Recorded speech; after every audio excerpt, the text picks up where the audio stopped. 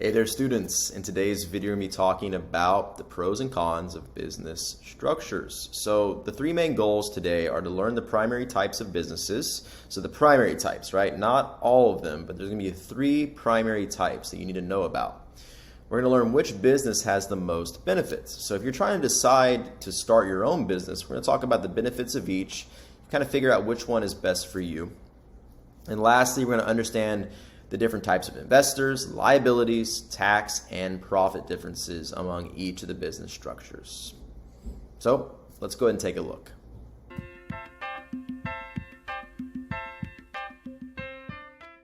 Okay, so the first type of business we're going to be talking about is a sole proprietorship. So it's kind of what it sounds like. It's sole, meaning only. So it's only you. So when you start it, you actually don't have to register this really with any type of state entity or federal entity.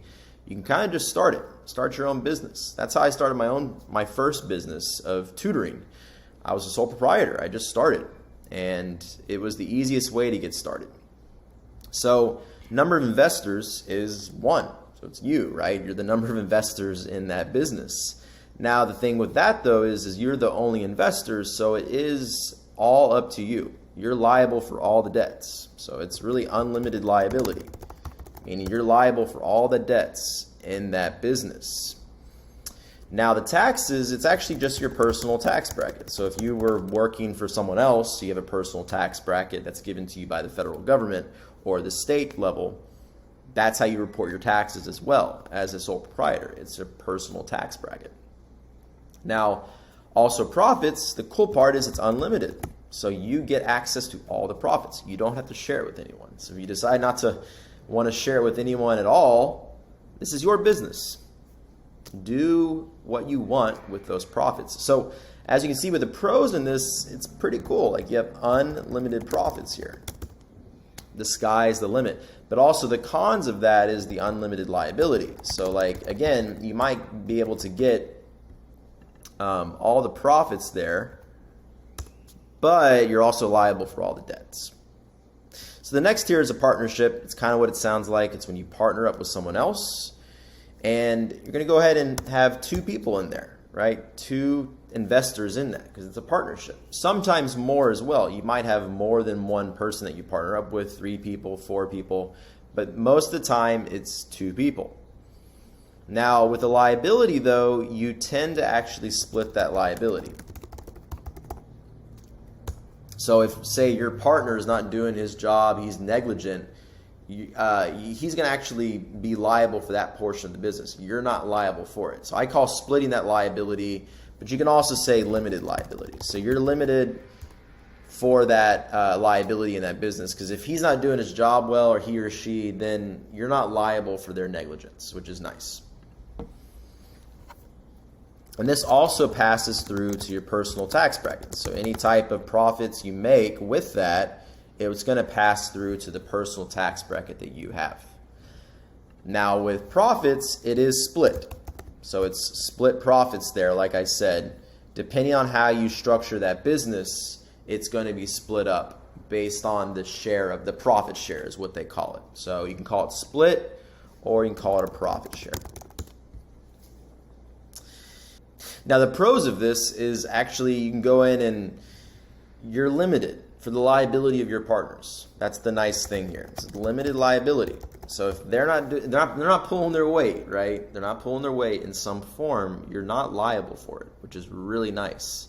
That's a really good pro of this. Now the cons is that you have to kind of split up the profits.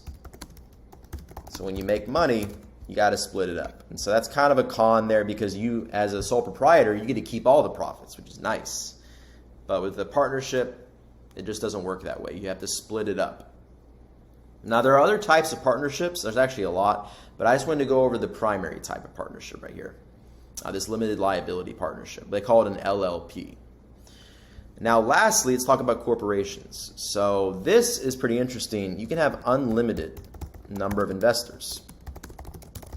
So big corporations, AT&T, Coca-Cola, et cetera, large amounts of investors, right? Because they're actually on the stock market. They have shares of stock. You can go and buy tiny pieces of that company.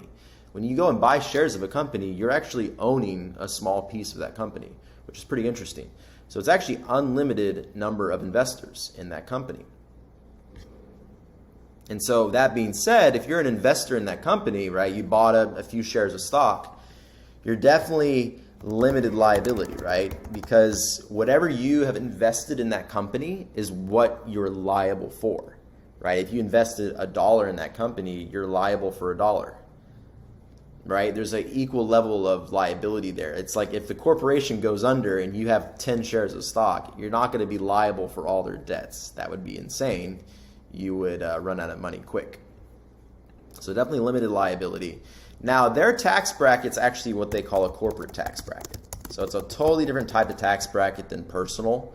It's a big table spanning, depends on the income that they're bringing in is what they're actually being taxed on. So corporate tax is a whole other story, but it's just a different tax bracket altogether. So as far as the profit here, it just depends on how much you invest. If you invest a certain amount, that's how much you actually can earn in profit. So it's really limited profits based on investment. That's whatever you invest really is the amount that you can possibly get back.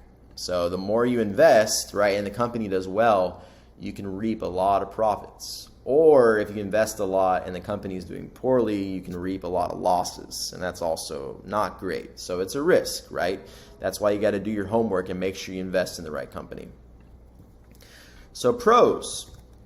Well, it's basically if you evaluate the company well and they perform, you can reap great profits. Spelled that wrong. Remove that. But in that same token, right, if you poorly evaluate the company and you invest and they perform poorly, you can incur great losses. And let me just make sure this is moved over. So that's kind of the pros and cons there of corporations. So went through a lot today. We talked about the different main types of businesses: sole proprietorship, partnership, and corporation. Talked about the liability, tax, and profit differences of each, and the investors, along with the pros and cons of each.